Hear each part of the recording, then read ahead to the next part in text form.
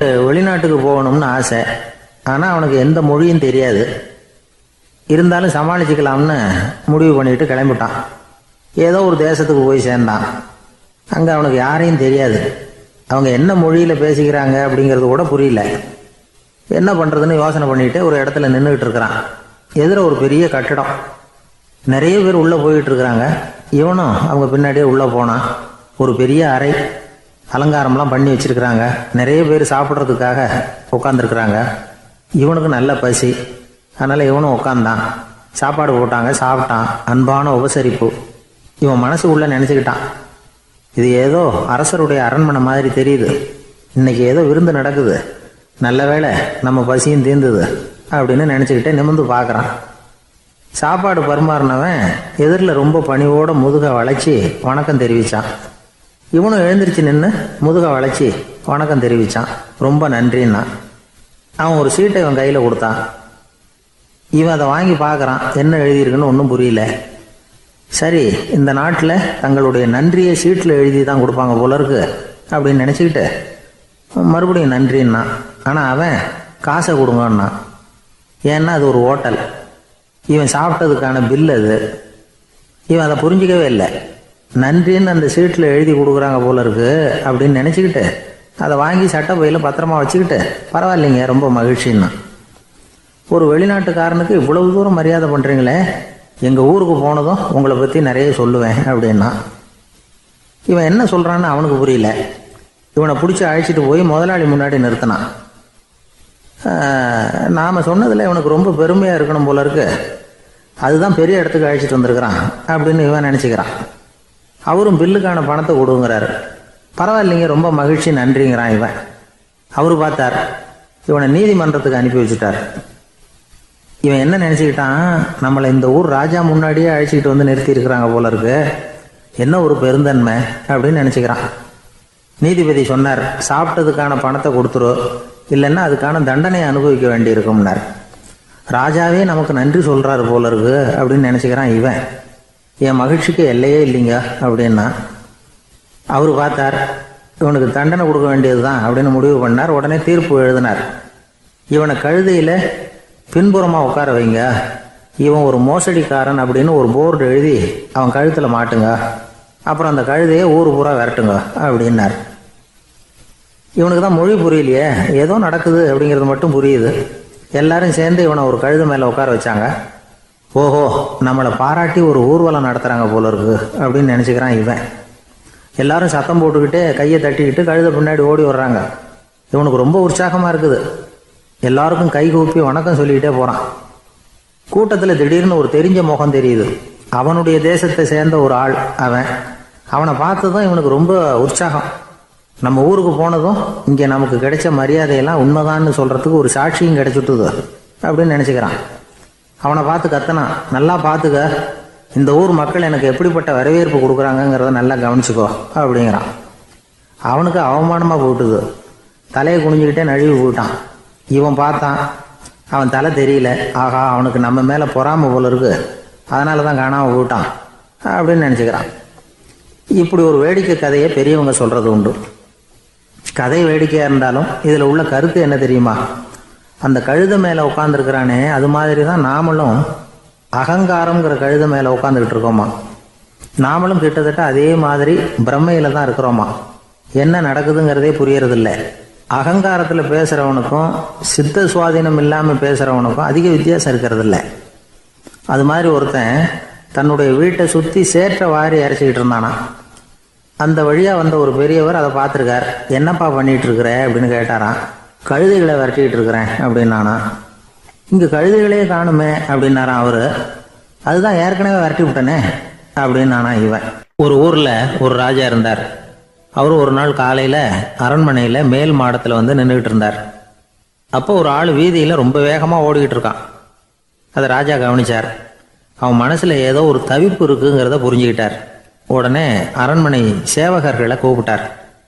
அந்த ஆளை இங்கே அழைச்சிட்டு வாங்க அப்படின்னார். இவங்க ஓடி போய் அந்த ஆளை அழைச்சிட்டு வந்தாங்க. மன்னர் முன்னாடி நிறுத்தினாங்க. மன்னர் அவனை நிமிர்ந்து பார்த்தார். எதுக்காக இவ்வளோ வேகமாக ஓடிக்கிட்டு இருக்கிற அப்படின்னு கேட்டார். இதுக்கு அவன் சொன்னா, மன்னா, நம்ம கோட்டையின் வடக்கு வாசல் இருக்கு இல்லையா, அது ஓரமாக ஒரு பெரிய பாறாங்கல் கிடக்கு. அதுக்கு அடியில் நான் ஒரே ஒரு வெள்ளி நாணயத்தை புதைச்சி வச்சுருக்கேன். அது இப்போ எனக்கு தேவைப்படுது. என்னுடைய மனைவிக்கு ஒரு பரிசு வாங்கி கொடுக்க வேண்டியிருக்கு.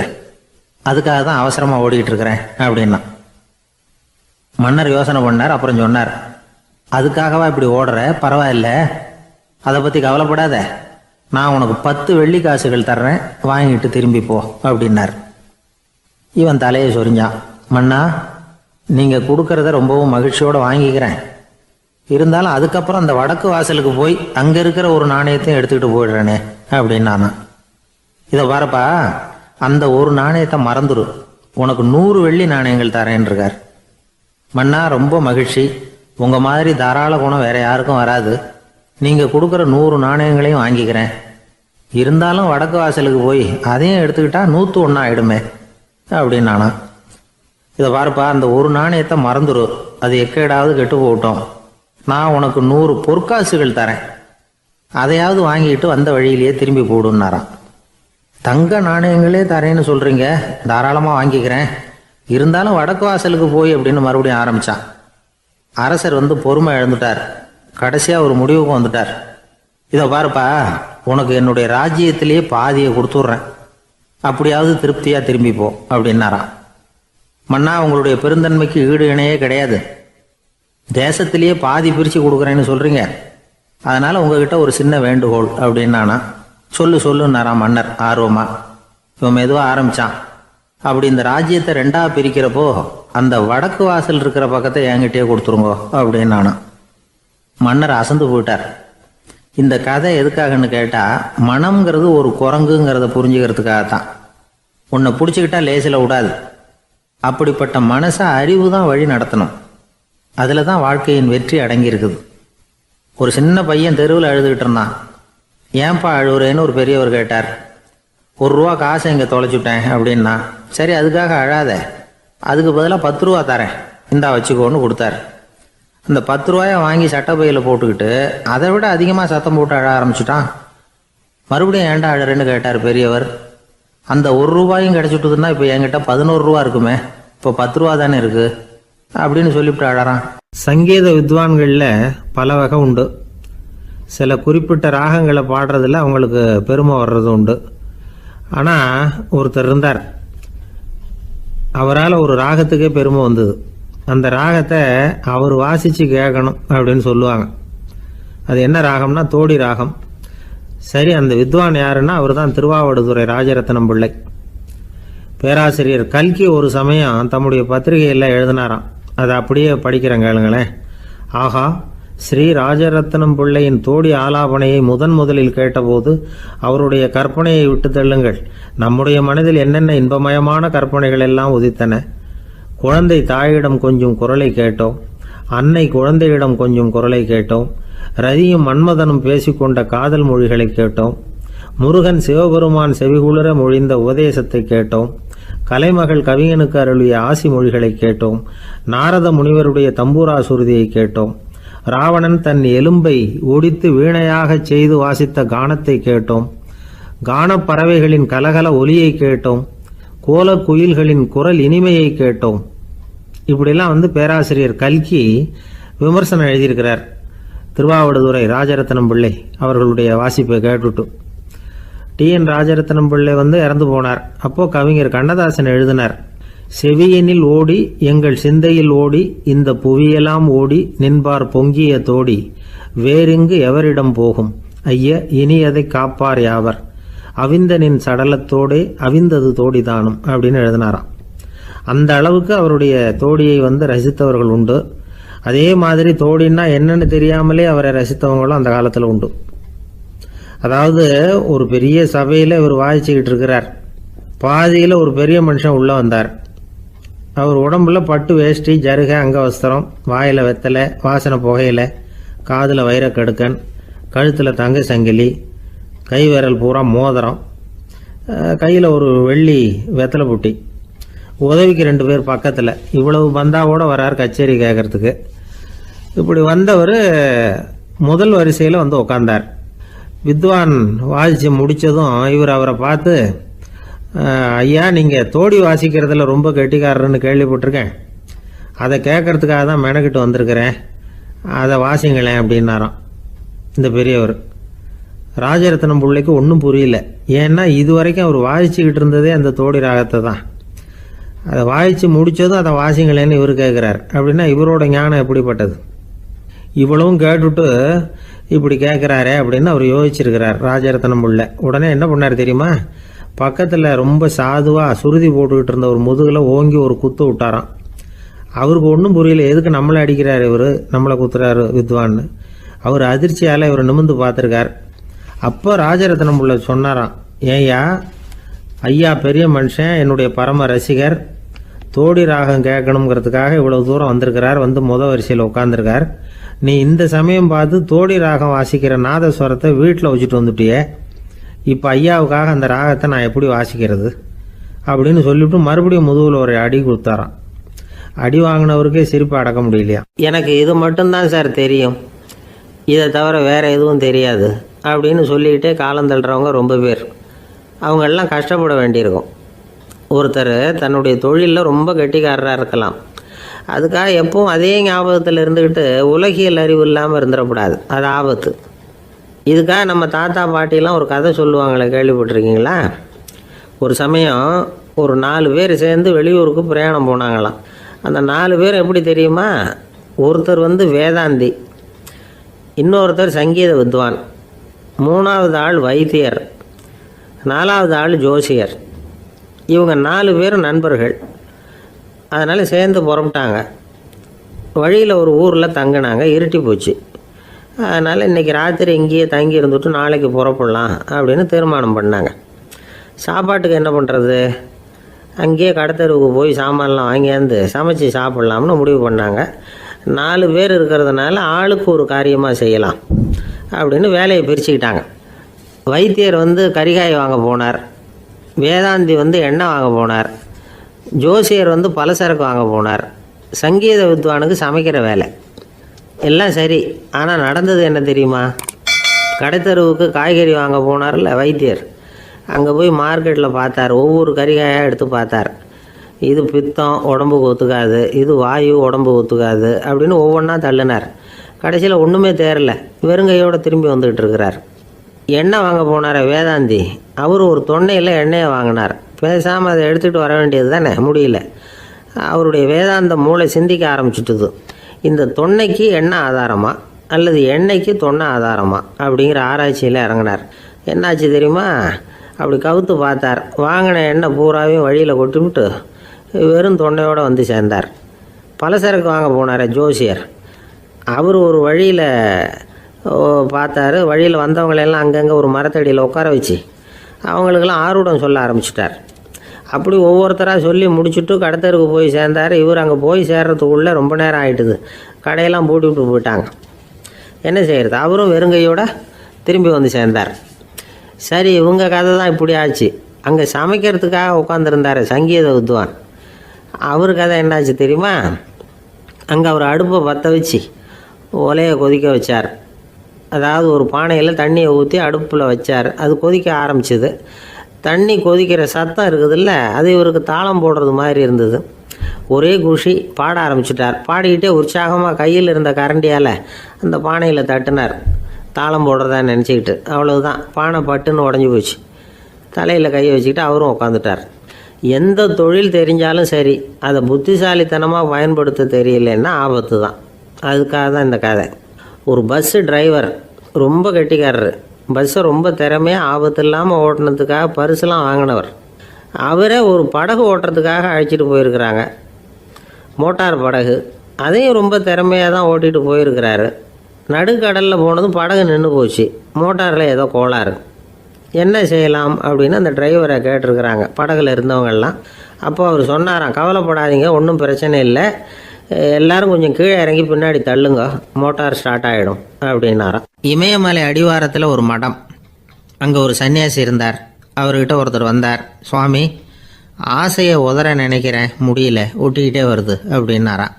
இப்படி உட்கார, ஒரு கதை சொல்கிறேன் அப்படின்னு சொல்லி அவர் சொல்ல ஆரம்பித்தாராம். அவர் சொன்ன கதை என்னென்னா, ஒரு ஊரில் ஒரு ஆள் இருந்தான். அவன் பேர் குப்புசாமி. அவங்ககிட்ட எப்பவும் ஒரு பழைய தொப்பி இருக்கும், விடவே மாட்டான். அதனால் அவனை எல்லாரும் தொப்பி சாமி அப்படின்னு தான் கூப்பிடுறது வழக்கம். ஒரு புது தொப்பி வாங்கிக்கப்படாதாப்பா அப்படின்னு நண்பர்கள்லாம் சொல்லி பார்த்தாங்க. பணத்துக்கு எங்கே போவேன் அப்படின்னு விட்டானான். பணம் வச்சுருக்கான், செலவு பண்ண மனசு வரல. மகா கஞ்சன். பழைய பாட்டில்கள்லாம் வாங்கி விற்றுக்கிட்டு இருந்தான். அப்படி ஒரு தடவை பழைய கண்ணாடி சாமான்களை ஏலத்தில் எடுத்தப்போ அதில் ஒரு அருமையான சென்ட்டு பாட்டில் கிடச்சிது. உடனே ஒரு ஐடியா பண்ணான். அந்த சென்ட்டை சின்ன சின்ன பாட்டில்களில் அடைச்சி ஜன்னல் ஓரமாக அடுக்கி வச்சுட்டான். அதை விற்றா நிறைய பணம் கிடைக்குமே. அதனால் இதுக்கு இடையில் ஒரு நாள் அவன் அப்படியே உட்காந்துருந்தான். அந்த நேரம் நண்பன் வந்தான். ஏண்டா உன் பழைய தொப்பியை மாற்றப்படாதா, ஊரில் எல்லோரும் கேலி பேசுகிறாங்களே ஒன்று தொப்பி சாமின்னு அப்படின்னு சொல்லி கேட்டிருக்கான். இந்த சென்ட்டு பாட்டில் விற்றதும் பணம் வரும், அதுக்கப்புறம் பார்க்கலாம் அப்படின்னு நானா இவன். சரி வா நீச்சல் குளத்துக்கு போயிட்டு வருவோம் அப்படின்னு கூப்பிட்ருக்கான் நண்பன். 2 பேரும் போனாங்க. அதே நேரம் அந்த ஊர் நீதிபதியும் அங்கே குளிக்க வந்தாராம். அவர்கிட்ட இருந்தது விலை வசந்த ஒரு புது தொப்பி. அதை அங்கே இருந்த ஸ்டாண்டில் மாட்டிவிட்டு குளிக்க போனார். இதுக்கிடையில் குப்புசாமி குளிச்சுட்டு வந்தான். அவனுடைய பழைய தொப்பியை காணலை. அந்த புது தொப்பியை பார்த்தா இது நண்பனுடைய வேலை தான் அப்படிங்கிறதாக புரிஞ்சுக்கிட்டு அதை எடுத்து மாட்டிகிட்டு வந்துட்டான். நீதிபதி குளிச்சுட்டு வந்து பார்க்குறாரு, தொப்பியை காணும். போலீஸில் புகார் கொடுத்தார். அவங்க தேடினாங்க. ஒரு மூலையில் பழைய தொப்பி கிடச்சிது. அடடா இது நம்ம குப்புசாமியோட தொப்பி இல்லையா அப்படின்னு நானா ஒருத்தன். உடனே அவன் வீட்டுக்கு தேடிட்டு போயிருக்காங்க. அங்கே போய் பார்த்தா புது தொப்பி அங்கே இருக்குது. உடனே அவனுக்கு 1000 ரூபா அபராதம் போட்டாங்களாம். அவன் பணத்தை கட்டிவிட்டு ரொம்ப எரிச்சலோடு வீட்டுக்கு வந்தான். பழைய தொப்பி கண்ணில் பட்டது. மறுபடியும் உன்னால் தானே எனக்கு 1000 ரூபா நஷ்டம் அப்படின்னு சொல்லி அதை எடுத்துக்கிட்டு அப்படி போயிருக்கான். அந்த ஊர் குளத்தில் வீசி எறிஞ்சிட்டு வந்துட்டான். அது மீன் பிடிக்கிற ஒருத்தன் கையில் சிக்கிச்சு. அவன் வர்ற வழியில் அதை எடுத்து வேகமாக வீசி எறிஞ்சான். அது நேராக குப்புசாமி வீட்டு ஜன்னல் வழியாக உள்ளே இந்த சென்ட்டு பாட்டில்கள் மேலே விழுந்து எல்லாம் உடஞ்சி நொறுங்கி போச்சு. குப்புசாமி பார்த்தான். தோட்டத்தில் ஆழமாக ஒரு குழியை வெட்டினான். அந்த தொப்பியை போட்டான், மூடிவிட்டான். இதை அடுத்த வீட்டுக்காரன் பார்த்தான். ஏதோ புதையல் தான் வச்சுருக்கான் போல இருக்குன்னு நினச்சான். போலீஸில் போய் புகார் கொடுத்துட்டான். மறுபடியும் போலீஸ் குழியை தோண்டினாங்க. பழைய தொப்பி மறுபடியும் வெளியில் வந்தது. எல்லோரும் சிரிக்கிறாங்க. அன்னைக்கு ராத்திரியே அந்த தொப்பியை எடுத்துக்கிட்டு நேராக புறப்பட்டான். ஒரு கல்லில் அதை சேர்த்து கட்டி குடிநீர் தொட்டி இருக்கும்ல அதில் போட்டுட்டு வந்துட்டான். இனிமேல் என்ன பண்ணும் பார்ப்போன்னு. ஒரு நாள் திடீர்னு குழாயெல்லாம் அடைப்பட்டு போச்சு. மாநகராட்சி அலுவலர்கள் என்னன்னு பார்த்தா அந்த பழைய தொப்பி குழாயை அடைச்சிக்கிட்டு இருக்குது. இது குப்புசாமியோட தொப்பிங்கிறது தான் எல்லாருக்கும் தெரியுமே. உடனே குடிநீரை பாழாக்கணத்துக்காக குப்புசாமிக்கு கோர்ட்டு 2500 ரூபா அபராதம் போட்டுவிட்டுது. அதையும் கட்டிவிட்டு வெளில வந்தான். கடைசியாக முடிவு பண்ணான். ஒரு நெருப்பு குச்சியை கிழிச்சான். தொப்பியை கொளுத்தினான். எரிஞ்சுது. எடுத்து வெளில எரிஞ்சான். கொஞ்ச நேரத்தில் தீ அணைப்பு படம் வந்துட்டுது. ஆமாம், இவன் எடுத்து எரிஞ்சது வெளியில் விழுந்து வீட்டு கூரையே பற்றிக்கிட்டு எரிய ஆரம்பிச்சுட்டுது. அவனோட பணத்தாசையும் அதோடு சேர்ந்து எரிஞ்சு போச்சான். இப்படி ஒரு கதை. இந்த கதையை சொல்லி முடித்தார் அந்த இமயமலை அடிவாரத்தில் இருந்த சன்னியாசி. இப்போ அந்த குப்புசாமி எங்கே இருக்கிறான்னு கேட்டார் எதிரில் இருந்தவர். இதோ உன் எதிரிலே இருக்கிறான், நான் தான் அந்த குப்புசாமி அப்படின்னாரான் அந்த சன்னியாசி. அந்த குப்புசாமி கிட்ட இருந்தது மாதிரி ஒரு பழைய தொப்பி நம்ம ஒவ்வொருத்தர்கிட்டையும் உண்டு. அதை எப்படி தொலைக்கிறதுன்னு தெரியாமல் தடுமாறிக்கிட்டு இருக்கிறோம். அது என்ன தொப்பிங்கிறீங்களா? அதுதான் நம்மை சூழ்ந்திருக்கிற மாயை அப்படிங்கிறார் சுவாமி சின்மயானந்தர். மெய்ஞானம் கிடைக்கிறப்போ மாயை எரிஞ்சு போகும் அப்படிங்கிறது அவருடைய கருத்து. நம்மால் ஒருத்தர் வேகமாக ஓடி வந்தார். காலில் மாட்டியிருந்த பழைய செருப்பு 2ஐயும் ஆவேசமாக தூக்கி ஒரு கிணத்துல போட்டுட்டு வெறுங்காலோடு நடந்து வந்துக்கிட்டு இருக்கிறார். ஏன் அப்படி பண்ணீங்க அப்படின்னு கேட்டோம். அந்த செருப்புக்கு சொந்தக்காரன் பின்னாடி வந்துக்கிட்டு இருக்கிறான், அதனால் அப்படி பண்ணேன் அப்படிங்கிறார் இவர். வாழ்க்கையில் சில சந்தர்ப்பங்களில் நாம் சில அவமானங்களை சந்திச்சே தீர வேண்டியிருக்கு. என்ன பண்ணுறது, காலம் அப்படி. அவமானப்படுறவங்க உடனே அடங்கி போய்டுறது தான் உலக வழக்கம். அவமானப்பட்டால் உடனே சீறி எழறவங்களும் உண்டு. ஆனால் அதையே ஒரு சவாலாக எடுத்துக்கிட்டு முன்னுக்கு வர்றவங்களும் சில பேர் இருக்கிறாங்க. அவங்க ரொம்ப அபூர்வம். இன்றைக்கி மனோதத்துவ நிபுணர்கள்லாம் என்ன சொல்கிறாங்க தெரியுமா? அவமானப்பட்டுட்டா உடனே அடங்கி போயிடக்கூடாதான். அதையே ஒரு சவாலாக எடுத்துக்கிட்டு மனசில் ஒரு வைராக்கியத்தோடு முயற்சி பண்ணினா வாழ்க்கையில் எல்லாரும் முன்னேறலாமா. அவமானங்கிறத நாம் வைராக்கியமாக மாற்றிக்கணும். அதுதான் வெற்றிக்கு வழி. ராமர் இந்த பூமியில் பிறந்ததே ஒரு வைராக்கியத்தினால தான் சார் அப்படின்னார் ஒருத்தர். எப்படிங்க அது அப்படின்னு கேட்டேன். அவர் சொன்னார், தசரதருக்கு ராமர் குழந்தையாக பிறக்கணும், அப்போ தான் இங்கே இருக்கிற கஷ்டங்கள்லாம் நீங்கும் அப்படின்னு சர்வ லோகமும் எதிர்பார்த்துக்கிட்டு இருக்குது. ஆனால் அவர் எப்போ வந்து பிறப்பார் அப்படின்னு யாருக்கும் தெரியல. அந்த காரியம் சீக்கிரம் நடக்கணுமே, அதுக்கு என்ன பண்ணுறது? நாரதர் வந்தார் ஒரு நாள் தசரதரை தேடி. தசரதா, உனக்கு ஒரு செய்தி தெரியுமான்னு ஆரம்பித்தார். அவர் எப்பவும் இப்படித்தானே ஆரம்பிக்கிறது வழக்கம். என்ன விஷயம்னு கேட்டார் தசரதர். தசரதா, நீ அடிக்கடி உன்னோட தேரில் ஏறிக்கிட்டு தேவலோகத்துக்கு போகிற, அங்கே போகிற வர்ற எல்லாம் பண்ணிகிட்ருக்க, எல்லாம் சரி. தேவலோகத்துலேயும் உன்னை நல்லபடியாக தான் வரவேற்கிறாங்க. தேவேந்திரன் உன்னை பிரியமாக அழைச்சிட்டு போய் தன்னுடைய அரியாசனத்திலேயே தனக்கு பக்கத்திலேயே உட்கார வைக்கிறான். நீயும் சந்தோஷமாக உட்காந்து பேசிவிட்டு வந்துடுற. ஆனால் நீ இங்கே வந்ததுக்கு அப்புறம் அங்கே என்ன நடக்குது தெரியுமா உனக்கு அப்படின்னாரான் நாரதர். என்ன நடக்குது எனக்கு ஒன்றும் தெரியலையே அப்படின்னாரான் தசரதர். நாரதர்கிட்ட வந்து கிட்டத்தில் வந்து கேட்டிருக்கார், கொஞ்சம் சொல்லுங்கள் என்னது அப்படின்னு. அவர் நெருங்கி வந்தாரான் நாரதரும். மெதுவாக அவர் காதோட காதாக சொன்னாராம். அதாவது நம்ம பாஷையில் சொல்லப்போனால் பற்ற வைக்கிறார். நீ அங்கே தேவேந்திரங்கிட்ட உட்காந்து பேசிவிட்டு வந்த பிறகு நீ அங்கே உட்காந்துருந்த அரியாசனத்தை தண்ணி ஊற்றி கழுவி சுத்தப்படுத்துகிறாங்க. நீ என்ன அந்த அளவுக்கு சுத்தம் இல்லாத ஆளா, தினம் குளிக்காமையாக இருக்கிற அப்படின்னாராம். தசரதருக்கு இது ரொம்ப அவமானமாக போயிட்டுது.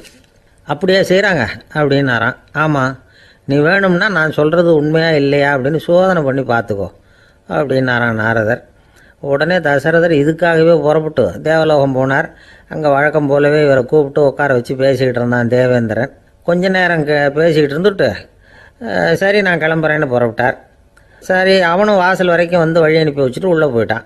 தசரதர் வெளியில் கொஞ்ச நேரம் மறைஞ்சி இருந்துட்டு மெதுவாக உள்ளே எட்டி பார்த்தார் என்ன நடக்குதுன்னு. நாரதர் சொன்னது உண்மைதான். தசரதர் உட்காந்துருந்த ஆசனத்தை அங்கே 2 தேவர்கள் கழுவி சுத்தப்படுத்திக்கிட்டு இருக்கிறாங்க. தசரதரால் இதை தாங்கிக்க முடியல.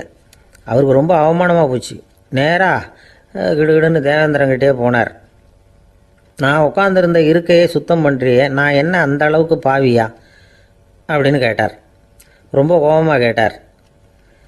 தசரதரே, மனுஷனுக்கு 3 கடன்கள் உண்டு. தேவ கடன், ரிஷி கடன், பித்ரு கடன். இதை தீர்க்காதவன் பாவியாகிறான்.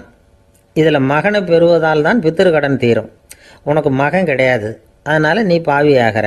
பாவி உட்காந்துருந்த இடம்ங்கிறதுனால அதை சுத்தம் செய்ய வேண்டியது எங்கள் கடமை அப்படின்னு நானான் தேவேந்திரன். இந்த இடத்துல தசரதருக்கு ஏற்பட்ட அவமானம் ஒரு வைராக்கியமாக மாறிச்சு.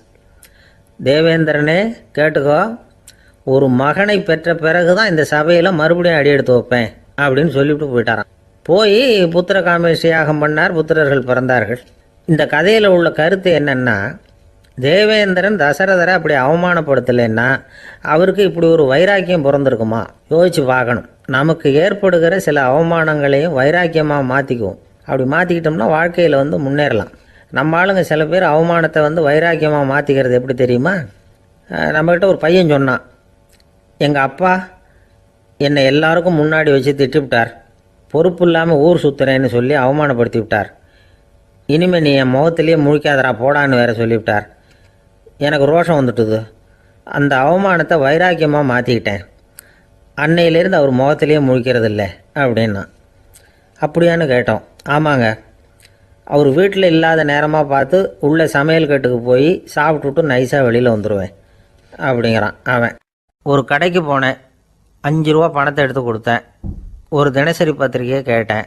அவர் உடனே அங்கே அடுக்கி வச்சுருந்த பத்திரிகையில் ஒன்று எடுத்து என் கையில் கொடுத்தார். வாங்கிக்கிட்டேன். மீதி பணத்தை எடுத்தார். அதையும் என் கையில் கொடுக்கணும்ல, கொடுக்கல. எதிரில் இருந்த பலகையில் வச்சு எடுத்துக்க சொன்னார். எப்பவும் அவர் அப்படி தான் பண்ணுவார். நானும் எடுத்துக்கிட்டு வந்துடுவேன்.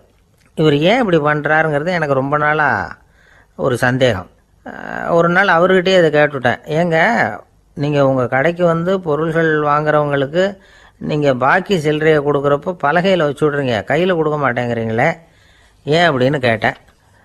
காசை கையில் கொடுத்தா நம்மக்கிட்ட இருக்கிற லட்சுமி போயிடுவா சார் அப்படின்னார். அதாவது பணம் செலவாயிடும் அப்படின்னு அர்த்தமா.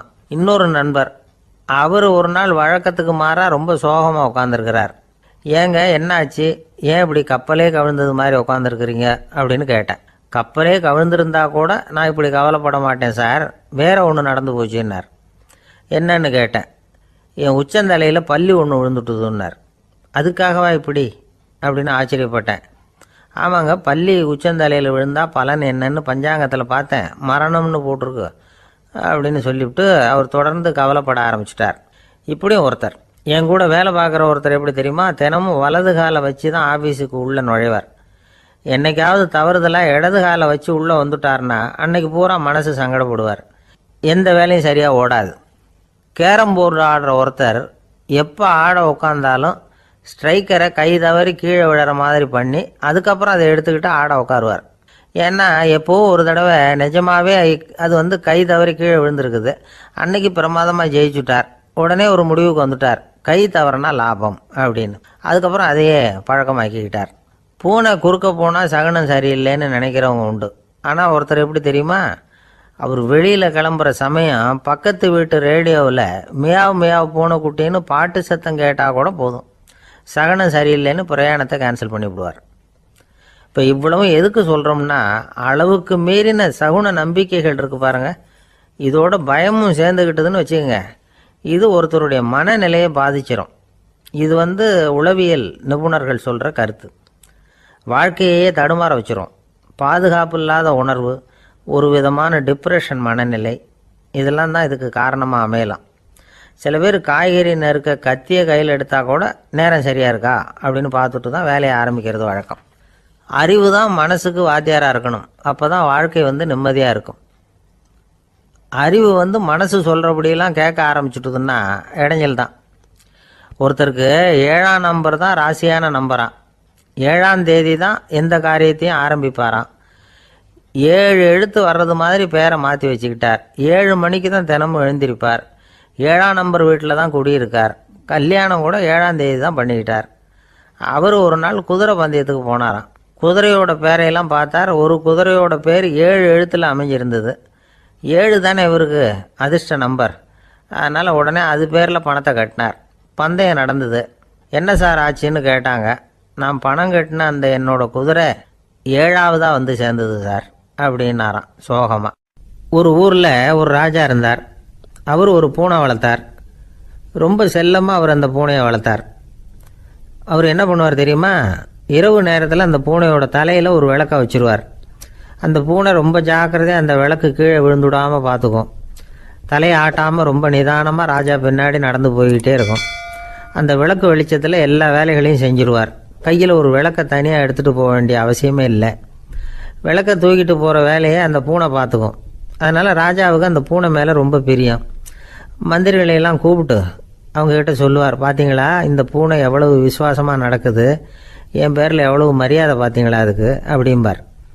இதை கேட்டுவிட்டு அங்கேருந்து அமைச்சர்களில் ஒருத்தர் சொன்னார், மன்னா நீங்கள் சொல்கிறது சரிதான், இருந்தாலும் இந்த பூனையோட விசுவாசத்தை நாம் கொஞ்சம் சோதித்து பார்க்க வேண்டியிருக்கு அப்படின்னாராம். சரி, உங்கள் ஆசையை ஏன் கெடுக்கணும், நல்லா சோதிச்சு பாருங்கள் அப்படின்னு சொல்லிவிட்டார் ராஜா. உடனே அந்த அமைச்சர் என்ன பண்ணார் தெரியுமா, எங்கேயோ புறப்பட்டு போனார். ஒரு 5-6 எலிகளை பிடிச்சிக்கிட்டு வந்தார். அரண்மனையில் ராஜா ஏதோ வேலை பார்த்துக்கிட்டு இருக்கிறாரு. பக்கத்தில் அந்த பூனை ரொம்ப பணிவாக நின்றுக்கிட்டு இருக்குது. அது தலையில் விளக்கு எரிஞ்சிக்கிட்டு இருக்கு. அமைச்சர் தான் பிடிச்சிக்கிட்டு வந்த எலிகளை அந்த பூனை பார்வையில் படுறது மாதிரி எதிரில் விட்டார். அந்த எலிகள்லாம் அங்கேயும் இங்கேயும் ஓட ஆரம்பிச்சிது. அதை பார்த்தது பூனை. அவ்வளவுதான். தலையில் இருக்கிற விளக்கை பற்றியும் கவலைப்படலை, ராஜாவை பற்றியும் கவலைப்படலை. ஒரே பாய்ச்சலாக பாஞ்சு எலிகளை துரத்த ஆரம்பிச்சுட்டுது. தலையில் இருந்த விளக்கு எங்கேயோ போய் விழுந்தது, அணைஞ்சு போச்சு. இருட்டில் ராஜா தடுமாற ஆரம்பிச்சுட்டார். இந்த சமயத்தில் அந்த அமைச்சர் மறுபடியும் விளக்கை ஏற்றினார். வெளிச்சம் வந்தது. அதுக்கப்புறம் அந்த அமைச்சர் பேசினார், அரசே, பூனையோட விசுவாசத்தை பார்த்தீங்களா, எலி அது கண்ணில் படுற வரைக்கும் தான் விசுவாசமாக இருந்தது. அது மாதிரி எலியை பார்த்ததும் எல்லாத்தையும் விட்டுட்டு அதை துரத்த ஆரம்பிச்சுட்டு பார்த்தீங்களா. தான் அந்த பூனையை பற்றி நினச்சது தப்புங்கிறது அதுக்கப்புறம் தான் அந்த ராஜாவுக்கு புரிஞ்சுதான். சரி, இப்போ எதுக்கு இந்த கதையெல்லாம் அப்படிங்கிறீங்களா, இந்த பூனை மாதிரி தான் நம்ம மனசும். மனசை எவ்வளவு தான் பயிற்சி கொடுத்து பக்குவமாக வச்சுருந்தாலும் பார்க்குறதுக்கு பரமசாது மாதிரி தான் இருக்கும். பார்க்க வேண்டியதை பார்த்துட்டுதுன்னா பாஞ்சிரும். இந்த பூனை மாதிரி புலன் இன்ப பொருள்கள் கிட்டாத வரைக்கும் மனம் அடங்கி இருக்கிறது மாதிரி தான் தெரியும். கொஞ்சம் வாய்ப்பு கிடைச்சாலும் அது குதிக்க ஆரம்பிச்சிடும், தப்பு பண்ண ஆரம்பிச்சிடும். பெரிய பெரிய முனிவர்கள் வாழ்க்கையில் நடந்த வீழ்ச்சி இதை தான் நிரூபிக்குது. புலன்களின் ஆற்றல் அதிகம். அதனால் மனக்கட்டுப்பாடு பயிற்சிகளில் ரொம்ப எச்சரிக்கையாக இருக்கணுங்கிறார் சுவாமி சிவானந்தர். மது பழக்கத்தையே விட்டுவிட்டேன்னு உறுதியாக இருப்பான். கடை கண்ணில் பட்டுவிட்டதுன்னா கால் அவனை கேட்காமலே இழுத்துக்கிட்டு உள்ளே போயிடும். இதுதான் மனசுங்கிறது. அதுதான் அந்த ராஜா வளர்த்த பூனை. நம்மால் ஒருத்தன் அந்த ராஜா பூனை தலையில் விளக்க வச்சது மாதிரி இவன் தன்னுடைய தலையிலேயே ஒரு விளக்கை ஏற்றி வச்சுக்கிட்டு என்னத்தையும் தேட ஆரம்பித்தான். தேடிக்கிட்டு இருக்கிறான். தலையை ஆட்டாமல் நிதானமாக நடந்து ரொம்ப நேரமாக தேடிட்டு இருக்கிறான். அந்த சமயம் அங்கே வந்த ஒருத்தர் என்னத்தை தேடுறீங்கன்னு கேட்டார். அதுதான் மறந்து போச்சு அப்படின்னு இழுத்தான். சரி, கொஞ்சம் இப்படி உட்காருங்க, ஞாபகம் வந்ததும் தேட ஆரம்பிக்கலாம் அப்படின்னார் அவர். இவன் கொஞ்ச நேரம் உட்காந்து யோசித்தான். அப்புறம் திடீர்னு எழுந்திரிச்சான். ஞாபகம் வந்துட்டுதுன்னா. என்னன்னு கேட்டார். எங்கள் வீட்டில் இருந்த விளக்கை எங்கே வச்சேன்னு தெரியல, அதை தான் தேடிக்கிட்டு இருக்கிறேன், ஏற்றி வைக்கலாம்னு பார்க்குறேன் அப்படின்னா. இந்த உலகத்தில் நாம் நல்லபடியாக இருக்கணும்னா அதுக்கு முக்கியமாக தேவைப்படுறது ரெண்டு. ஒன்று செல்வம், இன்னொன்று அறிவு. சரி, இது ரெண்டில் சிறந்தது எது அப்படின்னு ஒரு கேள்வி கேட்டால் என்ன பதில் சொல்கிறது? இதே கேள்வியை ஹஸ்ரத் அலி அவர்கள்கிட்ட கேட்டாங்களாம். அவர் ஒரு பெரிய அறிஞர். கேள்வி கேட்டவங்களும் சாதாரண ஆட்கள் இல்லை, இவங்களும் அறிஞர்கள். ஒரு நாள் ஹஸ்ரத் அலி அவர்கள்கிட்ட 10 அறிஞர்கள் வந்தாங்களாம்.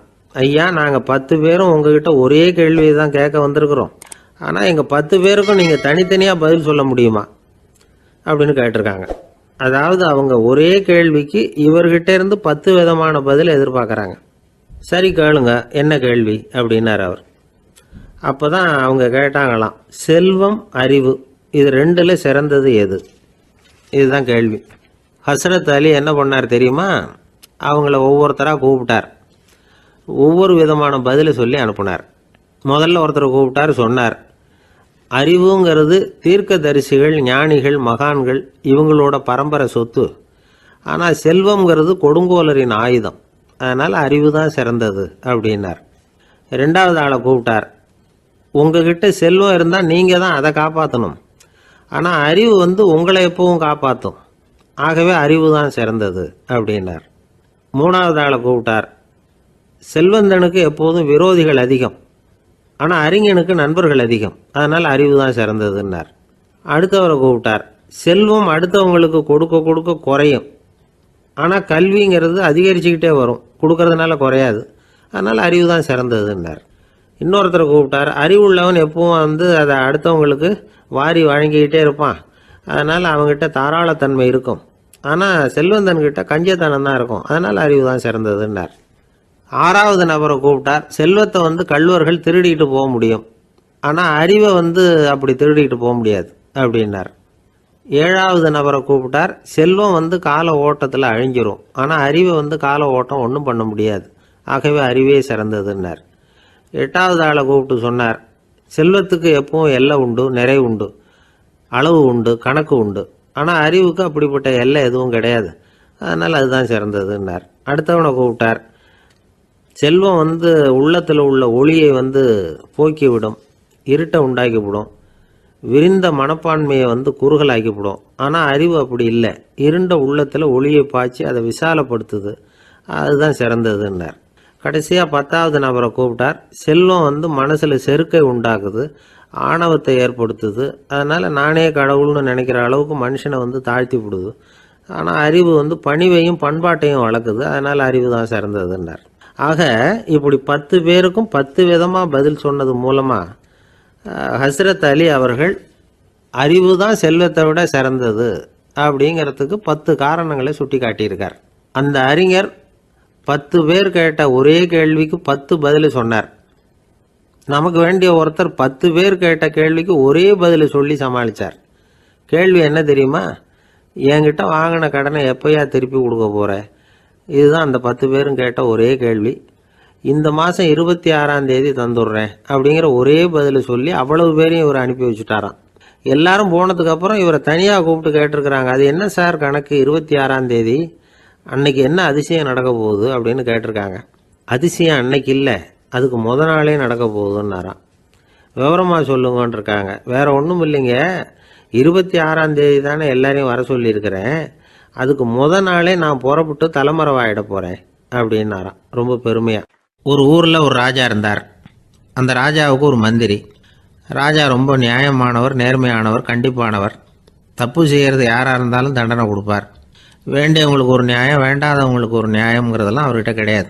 ஒரு சமயம் அரசவையில் அந்த அமைச்சரே விதிமுறைகளுக்கு புறம்பா ஏதோ நடந்துகிட்டு இருக்கார். மன்னருக்கு கோபம் வந்துட்டுது. உடனே அந்த அமைச்சரை கிட்டத்தில் கூப்பிட்டு அவர் கன்னத்தில் ஓங்கி ஒரு அறை கொடுத்துட்டாராம். உடனே அந்த அமைச்சர் என்ன பண்ணார் தெரியுமா? நேராக போனார். அங்கே நின்றுக்கிட்டு இருந்த இன்னொருத்தர் கன்னத்தில் ஓங்கி அரைஞ்சார். அறை வாங்கினவர் திகைச்சு போயிட்டார். இவர் ஏன் நம்மளை வந்து அரைகிறார் அப்படின்னு யோசனை பண்ணார். மன்னரும் திகைச்சு போயிட்டார். நாம இவரை அரைஞ்சா அதுக்காக இவர் போய் இன்னொருத்தரை அரையணுமா அப்படின்னு யோசனை பண்ணார். இவருக்கு என்ன பைத்தியமானு கூட நினைக்க ஆரம்பிச்சுட்டார். ஆனால் என்ன ஆச்சுன்னா, அப்புறம் அமைச்சர் அவர் கவனிச்சுக்கிட்டு இருந்தாரா, அவர் இன்னொருத்தரை அரைஞ்சார் இல்லையா, அந்த அறை வாங்கின ஆசாமியை பார்த்து கத்திக்கிட்டு இருந்தார். யார்? அமைச்சர். ஏன்பா என்கிட்ட அறையை வாங்கிக்கிட்டு இப்படி விவரம் இல்லாமல் நின்றுட்டு இருக்கிறிய, நான் உனக்கு கொடுத்ததை நீ வேற யாருக்கிட்டையாவது கொடுத்துரு அப்படின்னார். உடனே அந்த ஆள் பார்த்தான். தனக்கு அடுத்தபடியாக நின்றுக்கிட்டு இருந்தவனை ஓங்கி ஒரு அறை அரைஞ்சான். அவன் கன்னத்தை தடவிட்டே யோசனை பண்ணான். இது ஏதோ புரிஞ்சுக்கிட்ட மாதிரி அடுத்தாப்புல நின்றுக்கிட்டு இருந்தவனை அரைஞ்சான். இப்படி இந்த அறை வந்து மாறி மாறி போய்கிட்டே இருக்குது. ஊரு பூரா பிரயாணம் பண்ண ஆரம்பிச்சுட்டுது. அன்னைக்கு ராத்திரி அந்த ராஜா படுக்கிறதுக்காக போனார். அந்த நேரம் பார்த்து அவர் கன்னத்தில் பலார்னு ஒரு அறை விழுந்தது. நம்மளே அரையிறது யாரு அப்படின்னு அதிர்ச்சியோட மன்னர் திரும்பி பார்க்குறாரு. அரைஞ்சது அவரோட மனைவி. என்னாச்சு உனக்குன்னு கத்துனார் ராஜா. உங்களுக்கு தெரியாதா, ஊர் பூரா ஒருத்தர் மாற்றி ஒருத்தர் மூலமாக இந்த அறை வந்து பிரயாணம் பண்ணிட்டு வருது அப்படின்னாங்க அந்த அம்மா. அப்படின்னா ஆரம்பித்த இடத்துக்கே வந்துட்டுதா அப்படின்னாராம் மன்னர். என்ன சொல்கிறீங்கன்னு கேட்டிருக்காங்க. இவர் விவரத்தை சொன்னாராம். அப்படின்னா நீங்கள் ஆரம்பித்து வச்ச இந்த விளையாட்டை நான் முடிச்சு வச்சுட்டேன் அப்படின்னாங்களாம் அந்த அம்மா. மறுநாள் காலை மறுபடியும் அரசவை கூடிச்சு அந்த அமைச்சர் மன்னரை பார்த்து கேட்டார். என்ன மகாராஜா, என்கிட்ட கொடுத்ததை திருப்பி வாங்கிட்டீங்களா அப்படின்னாராம். இப்படி நடக்கும்னு நான் எதிர்பார்க்கவே இல்லைன்னார் மன்னர். ஆனால் நான் எதிர்பார்த்தேன். அது எங்கே போயிட போகுது, ஊர் பூரா சுற்றி கடைசியில் உங்ககிட்ட தான் வந்து சேரும் அப்படிங்கிறது எனக்கு தெரியும் அப்படின்னாராம் அமைச்சர். இந்த கதை வந்து வேடிக்கையாக இருந்தால் கூட இதில் உள்ள கருத்து முக்கியமானது. இந்த உலகத்தில் பல கருத்துக்கள் இப்படி தான் மாறி மாறி சுற்றி வந்துக்கிட்டே இருக்குது. நம்மால் ஒருத்தன் தன்னுடைய நண்பன் ஒருத்தனை கடத்தெருவில் பார்த்தான். உடனே ஓடி போய் பலார்னு ஒரு அறை கொடுத்தானா. அவன் கன்னத்தை தடவிட்டு ஏன்டா என்ன அரைஞ்சேன்னு கேட்டிருக்கான். நீ ஏன்டா என்னை முட்டாள்னு என் மனைவிட்ட போய் சொன்னேன் அப்படின்ட்டுருக்கான் அவன். உன்னை ஒரு முட்டாள்னு சொன்னதுக்காகவா நீ என்ன அரைஞ்ச அப்படின்னு கேட்டிருக்கான் இவன். டேய், நான் அதுக்காக அறையலப்பா, அது ஒரு பெரிய ரகசியம். நான் முட்டாளுங்கிறது அந்த ரகசியத்தை நீ வந்து ஏன் எங்கள் வீட்டில் போய் சொன்னேன், அதுக்காக தான் அரைஞ்சேன் அப்படின்னு நான் அவன். ஒரு இலக்கிய கூட்டம் ஏற்பாடு பண்ணியிருக்கிறோம், நீங்கள் அவசியம் வந்து அதில் பேசணும் அப்படின்னு கேட்டுக்கிட்டார் ஒருத்தர். வேணாங்க, 4 பேருக்கு முன்னாடி வந்து நிற்கிறதுனா எனக்கு ரொம்ப கூச்சமாக இருக்கும் அப்படின்னாரு இவர். ஏன் சார் இன்னமும் குழந்த மாதிரி கூச்சப்படுறீங்களே அப்படின்னார் அவர் ஒரு மாதிரியாக சமாளித்து அனுப்பி வச்சுட்டு அதுக்கப்புறம் அதை பற்றி இவர் யோசித்து பார்த்துருக்கார். சில நிபுணர்கள் எழுதியிருக்கிறத படித்தும் பார்த்துருக்கிறார். மனோதத்துவ நிபுணர்கள் என்ன சொல்கிறாங்க தெரியுமா? 10லேருந்து 20% குழந்தைகள் பிறக்கிறப்பவே கூச்ச சுபாவம் கொண்டதாக தான் இருக்குதான். ஒரு தாத்தா தன்னோட பேர பிள்ளைய ஆசையாக கூப்பிடுறார் விளையாட்டு காட்ட, அதை அழுதுகிட்டு ஓடி போகுது. ஒரு அம்மா தன்னோட பிள்ளைய பள்ளிக்கூடத்தில் சேர்க்கறதுக்காக கூப்பிட்டுக்கிட்டு போகிறாங்க. அந்த புள்ள அம்மாவோட முந்தானையில் ஒளிஞ்சிக்கிட்டு வெளில வரமாட்டேங்குது. இவங்களெல்லாம் எப்படி சமாளிக்கிறது? குழந்தைகளோட கூச்ச சுபாவத்தை போக்குறது எப்படி? இதுக்கு நிபுணர்கள் சில யோசனைகளை சொல்லியிருக்கிறாங்க.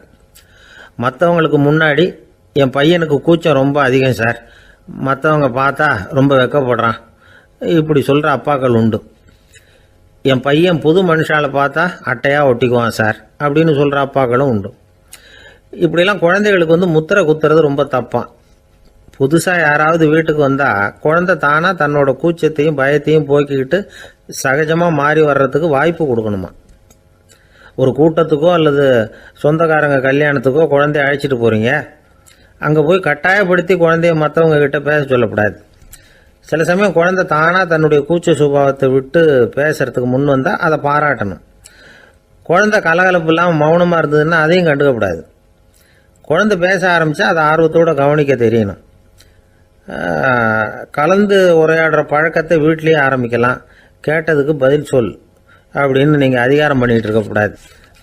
அது வந்து குழந்தைக்கு பேசுகிற சந்தர்ப்பத்தை குறைச்சிருமா. இப்போ நாம் அதிகாரம் பண்ணால் கேலி செய்கிற பழக்கம் குழந்தைகளை வந்து ரொம்ப பாதிச்சிருமா. பெரியவங்களானதுக்கு அப்புறமும் சில பேர் கூச்சத்தோடவும் பயத்தோடவும் இருக்கிறதுக்கு இதுதான் காரணம். சின்ன வயசில் அவங்கெல்லாம் ஏதாவது கேலிக்கு ஆளாகி இருப்பாங்க. 2வது குழந்தை மூத்த குழந்தைய வந்து கேலிக்கு ஆளாகிற சந்தர்ப்பங்களை கண்டு கேலி பண்ணினா அது இளம் நெஞ்சங்களை விட்டு நீங்கிறதே இல்லையா. எப்பவும் குழந்தையோட நடை உடை பாவனைகளை பற்றி சொல்லிக்கிட்டே இருக்கக்கூடாதான். அதுவே கூச்ச சுபாவத்தை கொண்டுட்டு வந்துருமா. அப்பா எங்கேன்னு யாராவது கேட்டால் இது மாதிரி இந்த காரியத்துக்காக வெளியில் போயிருக்கார், இத்தனை மணிக்கு திரும்பி வருவார் அப்படின்னு சொல்கிற அளவுக்கு குழந்தைகளை வந்து பழக்கப்படுத்தி வைக்கணும். ஃபோன்லேயே யாராவது விசாரித்தா கூட இது மாதிரி பதில் சொல்லு அப்படின்னு சொல்லணும். சின்ன சின்ன மீட்டிங்கில் 4 வார்த்தை பேச தயார் பண்ணலாம். ஒரு கடையிலையோ அல்லது ஹோட்டல்லையோ ஏதாவது விவரம் கேட்கணும்னா உங்கள் குழந்தைய தைரியமாக அனுப்புங்க. குழந்தைகள் பணிவாகவும் பொறுமையாகவும் விவரம் கேட்குறப்போ கூச்ச சுபாவம் தானாக போயிடும். சின்ன வயசுலேயே இப்படிலாம் பழக்கப்படுத்தினா தான் வருங்காலத்தில் தைரியமாக இந்த சமுதாயத்தில் வாழ முடியும்.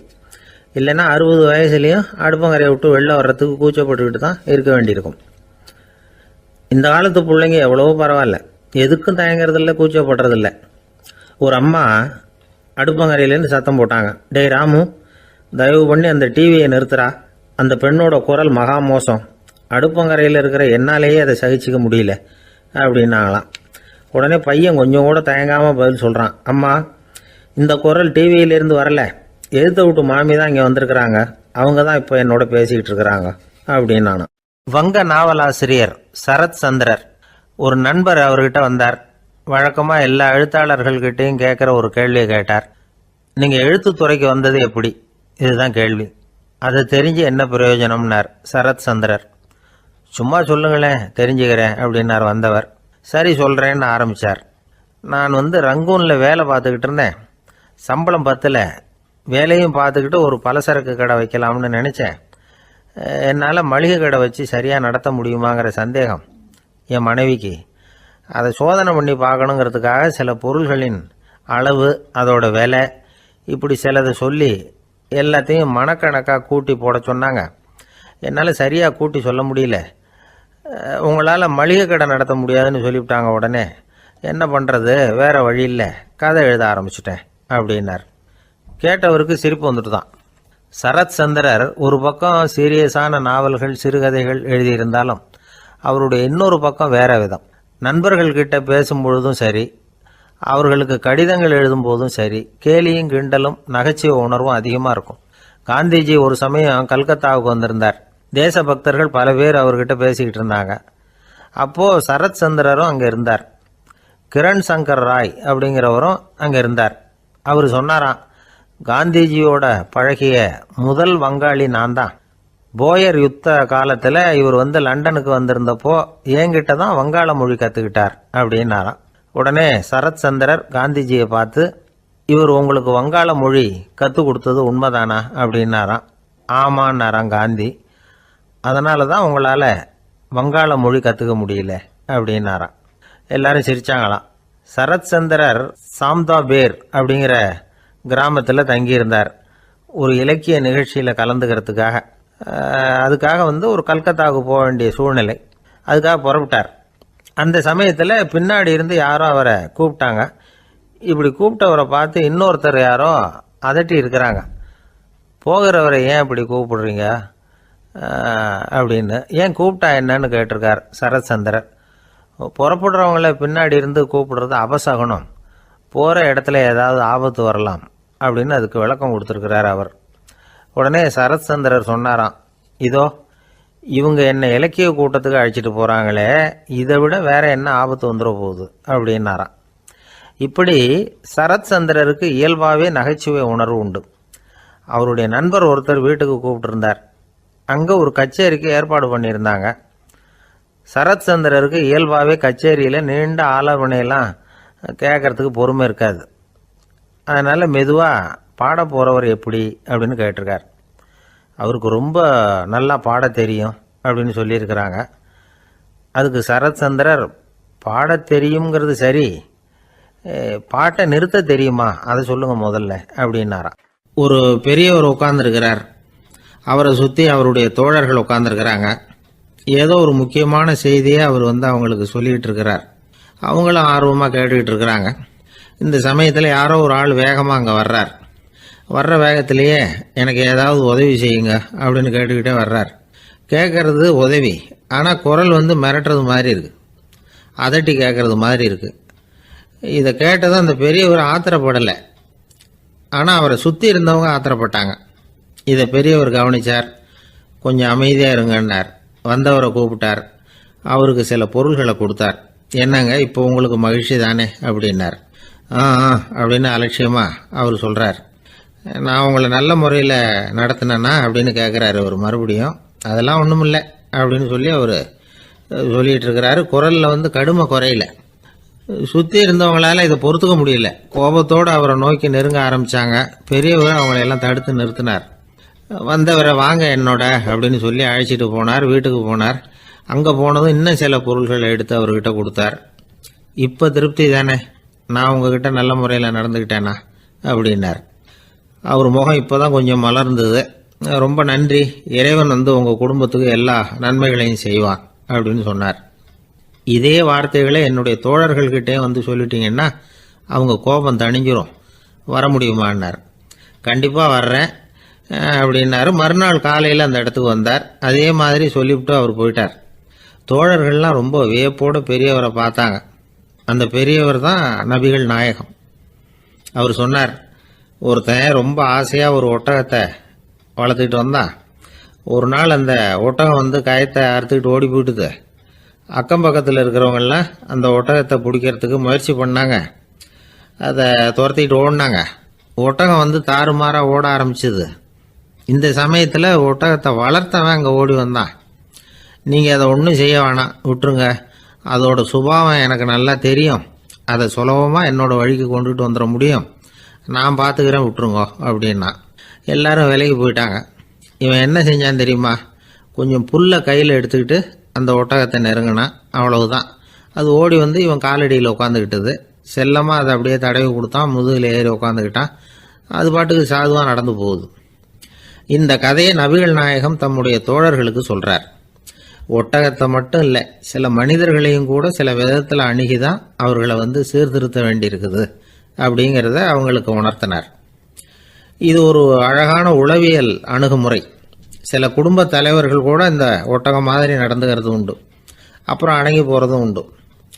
ஒரு குடும்ப தலைவர் காலையில் எழுந்திரிச்சதுலேருந்து சத்தம் போட்டு கத்திக்கிட்டு இருப்பார்.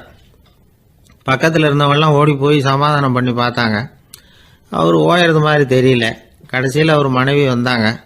நீங்கள் எல்லாம் விலகி போயிடுங்க, அவர் சுபாவம் எனக்கு தெரியும், நான் பார்த்துக்கிறேன் அப்படின்னாங்க. சரின்னு எல்லாரும் போயிட்டாங்க. சாயந்தரமாக பார்க்குறாங்க, அவர் சத்தம் இல்லாமல் ஒரு மூலையில் உட்காந்துருக்கிறார். ரொம்ப சாதுவா. ஆச்சரியமாக இருந்தது. என்னம்மா பண்ணீங்கன்னு கேட்டாங்க. அது ஒன்றும் இல்லைங்க, ஒரு வேளை சாப்பாட்டை நிறுத்தினேன், பட்னி போட்டேன், அவ்வளவுதான் அப்படின்னாங்க அந்த அம்மா. அமெரிக்க ஜனாதிபதி ஆப்ரஹாம் லிங்கன் ஒரு நாள் தன்னோட கோச்சு வண்டியில் தலைநகரான வாஷிங்டனுக்கு போயிட்டு இருக்கிறார். கோச்சு வண்டி ஒரு சாலையில் போயிட்டு இருக்கு. அந்த சாலைக்கு ஒரு பக்கத்தில் பயங்கரமான சதுப்பு நிலம். சதுப்பு நிலம்னா அது புதைகுழி, புதை மணல்ங்கிறோம்ல, அது மாதிரி. அந்த சதுப்பு நிலத்தில் யாராவது மாட்டிக்கிட்டா அவ்வளோதான், ஆளை கொஞ்சம் கொஞ்சமாக உள்ள அமுக்கிவிடும். தப்பிச்சு கரையிறது கஷ்டம். அப்படிப்பட்ட நிலம் அது. ஆப்ரஹாம் லிங்கன் ஏதோ ஒரு முக்கியமான அரசாங்க வேலையாக போயிட்டு திரும்பி வந்துக்கிட்டு இருக்கிறார். அதனால் அந்த சமயத்தில் அவர் விலை வசந்த ஆடைகளை அணிஞ்சிருக்கிறார். அப்படி அவர் அந்த கோச்சு வண்டியில் வந்துக்கிட்டு இருக்கிறாரு. அந்த சமயத்தில் ஒரு காட்சி அவர் கண்ணில் பட்டுட்டுது. என்ன தெரியுமா? ரோட்டுக்கு பக்கத்தில் இருந்த சதுப்பு நிலத்தில் ஒரு இளம் பன்றி குட்டி சிக்கிக்கிட்டு தவிச்சிக்கிட்டு இருக்குது. பரிதாபமாக கத்திக்கிட்டு இருக்குது. அதை பார்த்தார் லிங்கன். அவருக்கு என்ன மாதிரி ஆயிட்டுது. உடனே வண்டியை நிறுத்த சொன்னார். கீழே இறங்கினார். தன்னோட விலை வசந்த ஆடைகளை பற்றி லட்சியம் பண்ணவே இல்லை. தனக்கே ஆபத்து வரலாம்ங்கிறத பற்றியும் கவலைப்படலை. தான் ஒரு குடியரசுத் தலைவருங்கிறத பற்றியும் அவர் நினச்சி பார்க்கல. நேராக அந்த சதுப்பு நிலம் பக்கமாக போனார். அந்த சேத்துல இறங்கி பன்றிக்குட்டியை காப்பாற்றி கரைக்கு கொண்டுட்டு சேர்த்துட்டார். அதுக்கப்புறம் நிம்மதியாக கோச்சு வண்டியில் ஏறி வெள்ள மாளிகைக்கு சேர்ந்தார். ட்ரெஸ்ஸு உடம்பு பூரா சேறு சகதி. பார்க்குறவங்களுக்கெல்லாம் ஆச்சரியமாக போச்சு. அவங்களுக்கு ஒன்றும் புரியல. இவர் நேராக ட்ரெஸ்ஸு மாற்றிக்கிறதுக்காக போனார். கோச்சு வண்டி ஓட்டிகிட்டு வந்தவங்கிட்ட போய் எல்லாரும் கேட்டாங்க, என்ன ஆச்சு அப்படின்னு. அவர் வர்ற வழியில் நடந்த விவரத்தை சொன்னார். ஆப்ரஹாம் லிங்கனுடைய இந்த இறக்க குணத்தை எல்லாரும் பாராட்டினாங்களாம், புகழ்ந்தாங்களாம். ஆனால் இதுக்கு லிங்கன் என்ன பதில் சொன்னார் தெரியுமா? தயவு பண்ணி இந்த புகழ்ச்சியான பேச்சையெல்லாம் ஒதுக்குங்க, அதெல்லாம் வேணாம். அந்த சின்ன பிராணி சகதியில் மாட்டிக்கிட்டு துடிச்சிக்கிட்டு இருந்தது. அதை பார்த்தேன். உடனே என்னுடைய இதயத்தில் ஒரு முள்ளு தைச்சது மாதிரி ஒரு உணர்வு. அந்த முள்ளை பிடுங்கி எறிஞ்சேன், அவ்வளவுதான். உண்மையில் அந்த பிராணிக்கு நான் உதவினேங்கிறத விட எனக்கு ஏற்பட்ட இன்னலை போக்கிக்கிட்டேன் அப்படிங்கிறது தான் உண்மை. அதுதான் பொருத்தம். அப்படி இருக்கிறப்போ இதில் புகழறதுக்கு என்ன இருக்குது அப்படின்னாரு ஆபிரகாம் லிங்கன். எவ்வளவு யதார்த்தமான வார்த்தைகள் பாருங்க. இந்த காலத்தில் நம்மளையும் பல பேர் அப்படி உண்டு. நீச்சல் தெரியாத ஒரு ஆள் தண்ணியில் இறங்கிட்டான். தண்ணி ஆழங்கிறது அப்புறமா தான் தெரிஞ்சுது. தத்தளிக்க ஆரம்பிச்சுட்டான். வாழ்னு கத்துறான். கரையில் நின்றுட்டு இருந்த ஒருத்தர் இதை பார்த்தார். உடனே அவருக்கு இதயத்தில் முள்ளு தைச்சது மாதிரி ஒரு உணர்வு. உடனே குபீர்னு தண்ணியில் பாஞ்சார். அவரை காப்பாற்றி கரைக்கு கொண்டுட்டு வந்து சேர்த்தார். இதை பார்த்துக்கிட்டு இருந்த இன்னொருத்தர் காப்பாற்றின அந்த ஆளை பாராட்டி புகழ்ந்தார். என்ன புகழாதீங்க சார் அப்படின்னார் அவர். ஏன்னு கேட்டார் இவர். நான் அந்த ஆளை ஏன் காப்பாற்றினேன் தெரியுமா? அவன் நேற்றுக்கு என்கிட்ட 300 ரூபா கடன் வாங்கியிருக்கிறான். இவன் தண்ணியில் போட்டான்னா நான் கொடுத்த கடனும் தண்ணியில் போடும். அதனால தான் விழுந்து காப்பாற்றினேன் அப்படின்னா அந்த ஆள். ஒருத்தர் இருக்கார், நல்ல உத்தியோகத்தில் தான் இருக்கிறார். ஆனால் எப்போ பார்த்தாலும் முகத்தை வெறுப்பாக வச்சிருப்பார். அப்படியே வருவார் போவார். ஏன் சார் இப்படி இருக்கிறீங்க அப்படின்னு விசாரித்தோம். ஏன்டா இந்த வேலைக்கு வந்தோம்னு இருக்கு சார் அப்படின்னார். உங்கள் வேலை உங்களுக்கு பிடிக்கலையா அப்படின்னு கேட்டோம். இல்லைன்னார். இப்படிப்பட்டவங்க வெற்றிகரமான வாழ்க்கை வாழ முடியாது. இது நிபுணர்கள் கருத்து. வேலையை நேசிக்க தெரிந்தவர்கள் வெற்றி பெறுவார்கள் அப்படிங்கிறாங்க அவங்க. எந்த துறையாக இருந்தாலும் சரி, அந்த துறையில் வெற்றிகரமாக இருக்கிறவங்கள விசாரித்து பாருங்கள். எனக்கு என்னுடைய வேலை ரொம்ப பிடிக்கும் அப்படின்னு சொல்கிறவங்களாக தான் இருப்பாங்க. அப்படி இருந்தால் தான் அது வெற்றிகரமாக இருக்க முடியுது அவங்களால. ஒருத்தனுக்கு பிடித்தமான பொழுதுபோக்கே அவனுடைய தொழிலாக இருந்துட்டுதுன்னா அவனை மாதிரி கொடுத்து வச்சவன் வேற யாரும் இல்லை அப்படிங்கிறார் பெர்னாட் ஷா. ஒரு தடவை மன்னர் ஹுமாயூன் உயிரை தண்ணீர் முண்டு ஊற்றுகிற தொழிலாளி ஒருத்தர் காப்பாற்றினாராம் அந்த ஹுமாயூன் உயிரை. உடனே மன்னர் கேட்டிருக்கார், உனக்கு என்ன வேணும்னாலும் கேளு தரேன், உயர் பதவி வேணுமா அப்படின்னு கேட்டாராம். மன்னா, மக்களின் தாகம் தீர்க்கக்கூடிய இந்த பணியை விட உயர்ந்தது உண்டா அப்படின்னாராம் அந்த தொழிலாளி. அவரால் அவருடைய வேலையை நேசிக்க முடிஞ்சுது. அதனால் மகிழ்ச்சியாக இருக்க முடிஞ்சுது. நாமெல்லாம் அப்படி இல்லை. வேலை கிடைக்கிற வரைக்கும் கிடைச்சா போதும் அப்படின்னு இருக்கோம். கிடைச்சதுக்கப்புறம் ஏன்டா இந்த வேலைக்கு வந்தோம்னு ரொம்பவும் அழுத்துக்குவோம். சரி, நாம் இருக்கிற இடத்துல நாம் வெற்றிகரமாக இருக்க வழி உண்டா அப்படின்னா உண்டுன்னு சொல்கிறாங்க. அதாவது மன இயல் நிபுணர்கள் இருக்கிறாங்க இல்லையா, அவங்க அதுக்கு முக்கியமாக 6 வழிகள் சொல்கிறாங்க. நீங்கள் ஒரு அலுவலகத்தில் வேலை பார்க்குறவரா அப்படின்னா இதை கேளுங்க. அதாவது உங்கள் மேலதிகாரி எதிர்பார்ப்புக்கு தகுந்த மாதிரி உங்கள் வேலை இருக்குதா? அப்படி இல்லைன்னா முதல்ல உங்கள் வேலையின் தரம் உயரணும். உங்களுக்கு மேலே கீழே வேலை பார்க்குற பணியாளர்கள்கிட்ட நல்ல விதமாக பழகிறீங்களா? அந்த உறவு முறையில் ஏதாவது குறை இருந்தால் அதை கண்டுபிடிச்சி சரி பண்ணுங்க. நம்பிக்கைக்கு உரியவர் அப்படின்னு நீங்கள் பேர் எடுக்கணும். நீங்கள் எடுக்கிற முடிவு நல்ல முடிவாக தான் இருக்கும் அப்படின்னு அடுத்தவங்க சொல்லணும். உங்கள் தோற்றத்துக்கு முக்கியத்துவம் கொடுங்க.